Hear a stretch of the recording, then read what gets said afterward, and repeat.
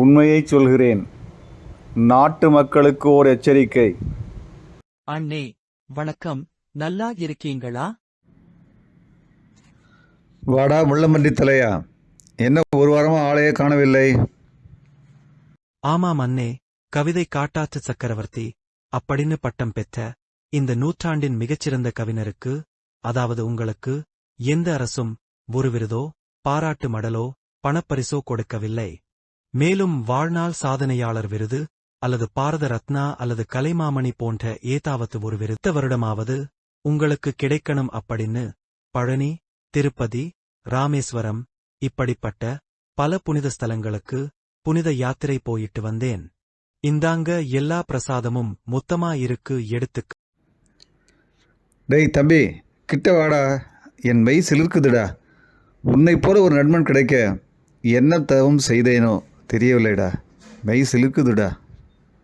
அண்ணே, நீங்க நிறைய படத்துல நடிச்சிருக்கீங்க, பாட்டு எழுதுறீங்க, பல திறமைகள் உங்க கிட்ட இருக்கு. ஆனா உங்களுக்கு ஏன் விருது தரல? அண்ணே, நீங்க நிறைய படத்துல நடிச்சிருக்கீங்க, பாட்டு எழுதுறீங்க, பல திறமைகள் உங்க கிட்ட இருக்கு. ஆனா உங்களுக்கு ஏன்ன விருது தரல? அப்படி கேளுடா. பல காரணம் சொல்கிறேன், நல்ல கவனமாக கேட்டுக்கோ. முதல்ல, நான் வாங்குகிற கூலிக்கு பிளாக்கு, ஒயிட்டு அப்படியெல்லாம் இல்லாமல் ஒழுங்காக வருமான வரி கட்டுறேன். ஒரு பைசா கூட அரசாங்கத்தை ஏமாற்றுவதில்லை. அரசாங்கத்தை ஏமாற்ற தெரியவில்லை.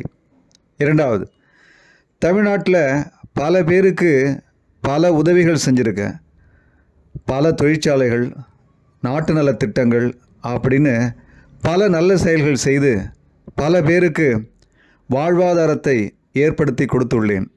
ஆனால் வெளி மாநிலத்திலேயோ வெளிநாட்டிலேயோ என்னுடைய பணத்தை முதலீடு செஞ்சு தமிழகத்தை புறக்கணிக்க தெரியவில்லை.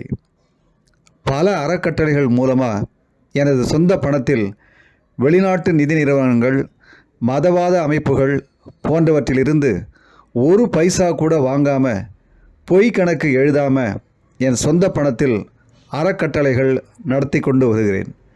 சில பேர் மாதிரி வெளிநாட்டு மிஷனரிஸ் நிதியை தவறாக பயன்படுத்த தெரியவில்லை.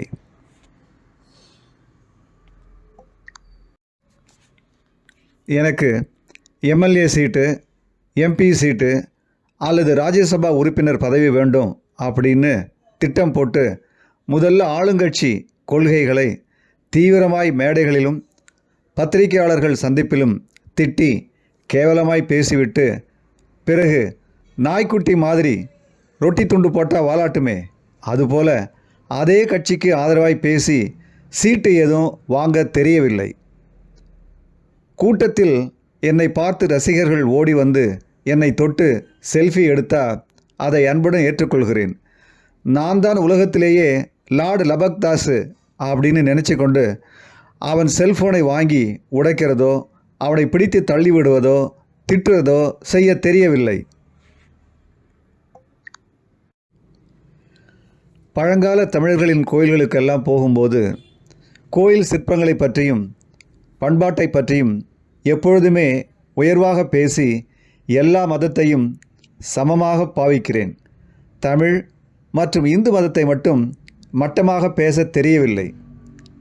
என் வீட்டு விசேஷத்திற்கு அலங்காரம் செய்ய வந்த ஈவெண்ட் மேனேஜ்மெண்ட் நிறுவனம், கேட்டரிங்காரங்க இவங்களுக்கெல்லாம் கொடுக்க வேண்டிய பணத்தை ஏமாற்ற பல 100 தடவை அவர்களை அலைவிட தெரியவில்லை. என் நண்பன் நான் இந்த அளவிற்கு வாழ்வில் உயர காரணமாக இருந்தானோ, அவன் வீட்டு பண்டிகைக்கும் இறப்பிற்கும் போகாமல் ஆணவமாய் கல் மனதுடன் நன்றி மறந்தவனாய் இருக்க தெரியவில்லை. என் வீட்டு வேலை செய்கின்ற பணியாட்கள், தோட்டக்காரன் முதற்கொண்டு என் சாதி, என் மொழி பேசும் மனிதர்களை மட்டுமே பணியமர்த்தும் சாதுரியமும், ஆனால் அதே நேரத்தில் தமிழ்நாடு தான் என்னை வாழ வைத்தது என்று பொய் கூற தெரியவில்லை. எந்த ஒரு இயற்கை பேரிடருக்கும், விபத்துகள், அதனால் ஏற்படும் இழப்புகளுக்கு குடும்பங்களுக்கு ஒரு பைசா கூட நிவாரணமாக கொடுக்காமல் ஜன்னலில் இருந்தே பார்த்து கொண்டு கொரோனா பாதிப்பு காரணமாக மக்களுக்கு, இந்த அரசுக்கு 10 லட்சம் ரூபாய் தருகிறேன் அப்படி என்று பொய் சொல்ல தெரியவில்லை. இன்றைக்கு ஒரு கட்சி, நாளைக்கு ஒரு கட்சி, நாளைய மறுநாள் ஒரு கட்சி என்று கொள்கை ஏதுமின்றி கட்சி தாவ தெரியவில்லை. காசுக்காக தீய சக்திக்கு ஆதரவாய் தேர்தல் பிரச்சாரம் செய்ய தெரியவில்லை. இதே மாதிரி மேலும் பல விஷயங்கள் எனக்கு தெரியவே தெரியாதுடா. இந்த மாதிரி எதுவுமே தெரியாத மடையன் எனக்கு யார் எப்படி விருது கொடுப்பாங்கடா, சொல்லுடா. இப்ப புரியுதுன்னே. அப்படிப்பட்ட ஒரு விருது உங்களுக்கு வேண்டவே வேண்டாம் அண்ணே. நீங்க சமுதாயத்துக்கு நல்லது செய்யல அப்படின்னாலும் தீமை செய்யாமல் நல்ல மனிதரா இருக்கீங்க இல்லையா? அதுவே பெரிய விருது அண்ணே. அப்பா, இப்பதான் என் மனசு நிம்மதியாச்சு.